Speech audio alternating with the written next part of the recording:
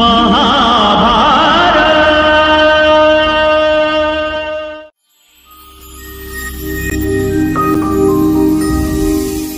नमस्कार दोस्तों, आज हम वेद व्यास जी द्वारा लिखी बाल महाभारत कथा का 27वां अध्याय पांडव और कौरव के सेनापति पढ़ेंगे। श्री कृष्ण उपलव नगर लौट आए और हस्तिनापुर की चर्चा का हाल पांडवों को सुनाया। युधिष्ठिर अपने भाइयों से बोले, अब सेना सुसज्जित कर लो। पांडवों की विशाल सेना को 7 हिस्सों में बांट दिया गया। द्रुपद, विराट, धृष्टद्युम्न, शिखंडी, सात्यकी, चेकितान, भीमसेन आदि 7 महारथी इन 7 दलों के नायक बने। अब प्रश्न उठा कि सेनापति किसे बनाया जाए। युधिष्ठिर ने कहा, सबने जिन जिन वीरों के नाम लिए हैं वे सभी सेनापति बनने के योग्य हैं। मैं उसी का समर्थन करता हूँ।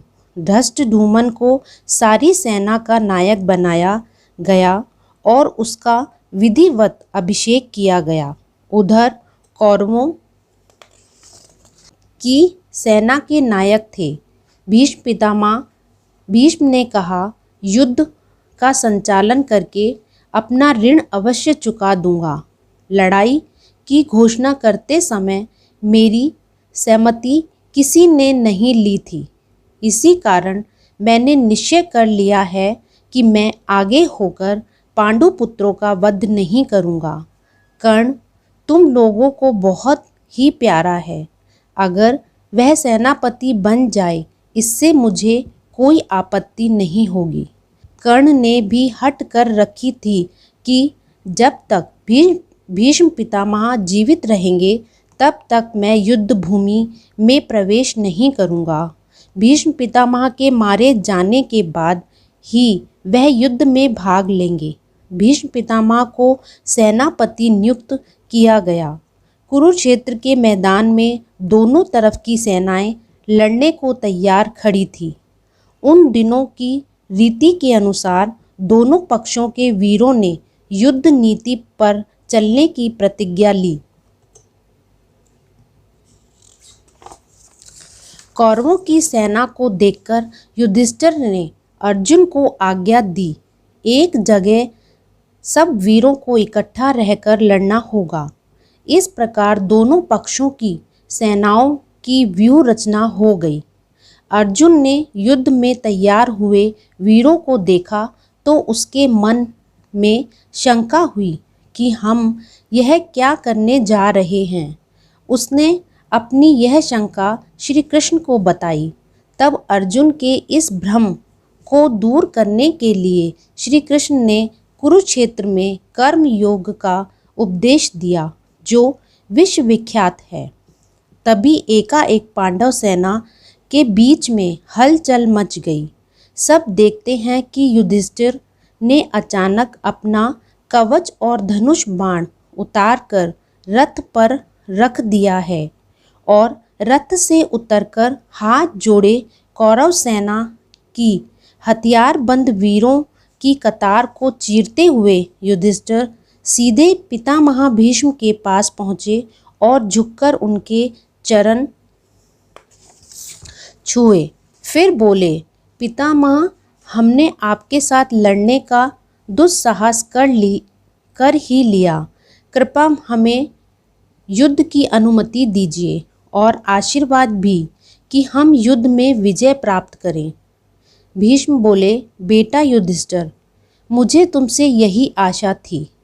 मैं स्वतंत्र नहीं हूँ। विवश होकर मुझे तुम्हारे विपक्ष में रहना पड़ रहा है। फिर भी मेरी यही कामना है कि युद्ध भूमि में विजय तुम्हारी हो। भीष्म की आज्ञा और आशीर्वाद प्राप्त कर लेने के बाद युधिष्ठिर आचार्य द्रोण के पास गए और परिक्रमा करके उनको दंडवत किया।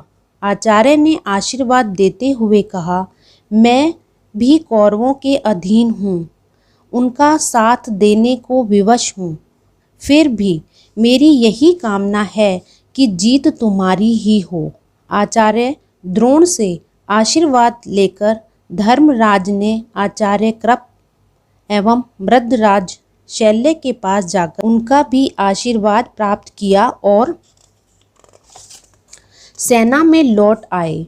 युद्ध शुरू हुआ तो पहले बड़े योद्धाओं में द्वंद्व होने लगा। अर्जुन के साथ भीष्म पितामह, सात्यकी के साथ कृतवर्मा, भीमसेन के साथ दुर्योधन, युधिष्ठिर शल्य के साथ और धृष्टद्युम्न ने आचार्य द्रोण पर सारी शक्ति लगाकर हमला बोल दिया और इस प्रकार प्रत्येक वीर युद्ध धर्म का पालन करते हुए द्वंद्व करने लगे। भीष्म पितामह के नेतृत्व में कौरव वीरों ने 10 दिन तक युद्ध किया। 10 दिन के बाद भीष्म पितामह आहत हुए और द्रोणाचार्य सेनापति नियुक्त किए गए। द्रोणाचार्य के बाद कर्ण को सेनापति बनाया गया। 17वें दिन की लड़ाई में कर्ण भी मारे गए। इसके बाद शल्य ने कौरवों का सेनापति बनकर सेना का संचालन किया। इस प्रकार महाभारत का युद्ध कुल 18 दिन चला। ये तो था बाल महाभारत कथा के 27वें अध्याय का सारांश रूप। अब हम इसके प्रश्न उत्तर करेंगे।